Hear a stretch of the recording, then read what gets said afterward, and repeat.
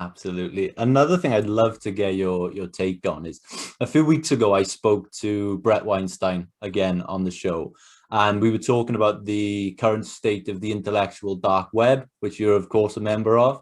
And he was speaking to you about the departure of Sam Harris, who turned in his IDW card.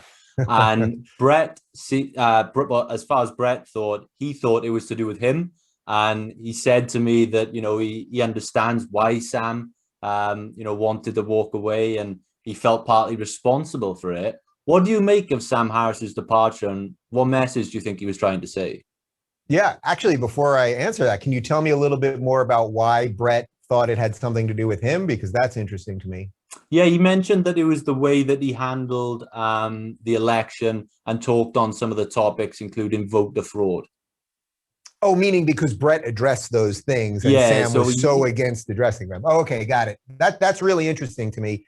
I would say my take is probably a little bit different, but sort of fits within that, which is that look, when the IDW really blew up, and we were all talking about the dangers of identity politics and wokeism and all the stuff that everyone's talking about now that has burst forth into the mainstream. There was a bunch of us, probably about 15 of us, 4 or 5 years ago, that were talking about it publicly, and then all had various degrees of success as a group, and then singularly, right? And it was a really beautiful thing, and we didn't even know what it was. And when Eric Weinstein, Brett's brother, coined the phrase "intellectual dark web," it was sort of a joke. It was sort of silly, but it at least gave us a rough name for these people that were just kind of willing to talk about stuff. It's been, I would say, very. I don't know if depressing is quite the right word. It's been a real eye opener for me to see what's happened with the IDW. So first, we should remove Jordan from the equation because Jordan obviously had health issues, and I'm so thrilled that he's coming back. And as you said, I actually just interviewed him yesterday. We're going to post it on the day that the book comes out on March 2nd. But I spent 2 hours with him, and it was just so great to talk to him again. And he's coming back, and it's just so wonderful. But let's remove him for a second because he had to dip out because of health reasons. I would say Ben Shapiro on the right side of the IDW, let's say, the right side politically, that he has maintained his popularity, continued to fight for the things he believes in, open to different conversations, all that kind of stuff. Then there was sort of the more left-leaning plank, which I would say was Sam Harris, the Weinstein brothers, a couple other people. On the more right-leaning, I would say there's also Douglas Murray, who I absolutely think is one of the clearest, greatest thinkers that we've got. Ayaan Hirsi Ali, her husband, Niall Ferguson, a couple other people. And I would include myself on that sort of right-leaning part of it, let's say. I think what happened on the left-leaning part, and I think it's probably most specifically pointed at Sam, and I guess this is what Brett was getting at, is that Sam went so in on the anti-Trump stuff that he literally sent a tweet to Jack Dorsey saying, "Thank you for banning Trump from Twitter." And it's like, man, all of us, we had all sorts of political disagreements, without question. Not only political disagreements, we had disagreements about the nature of reality and God and the biggest existential issues you could imagine. But we agreed that open inquiry, that free speech, fighting censorship, that these were the bedrock ideas that we should all be putting forth. And that's what made it so cool. That's why so many people were attracted to it, whether they were left-leaning or conservative or whatever it is.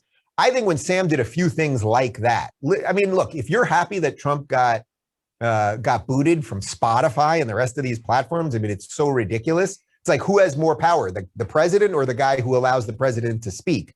But to send out a tweet that basically says, "Thank you for censoring," I think that notion, this is not an attack on Sam personally. I've discussed it with him privately, but that very notion of like, oh, thank you, tech overlord, for taking out the guy that actually never came for anybody, really, 4 years, didn't take out the media, didn't start any new wars, did a whole bunch of good stuff. I would say did actually relatively well considering COVID, because he left it up to the states, which I think was the right thing to do. And if Biden had all the answers that he said he would have, well, how come things are still not great now? The point is that's just a whole big complex problem that probably nobody has the perfect answer for.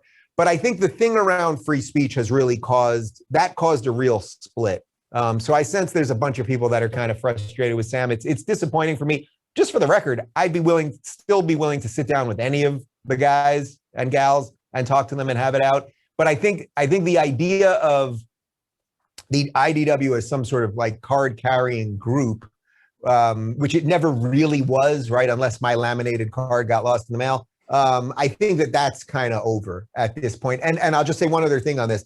I would say that the right-leaning people on this have been able to make really nice inroads and make allies. I mean, look at me, that I can say that Glenn Beck and Dennis Prager and Ben Shapiro and Larry Elder, that these people who I have some political disagreements with, it's becoming less and less, but I've been able to build all sorts of cool bridges over there. Well, show me any instance of one of the left-leaning people being able to build a bridge with the wokesters. Guess what?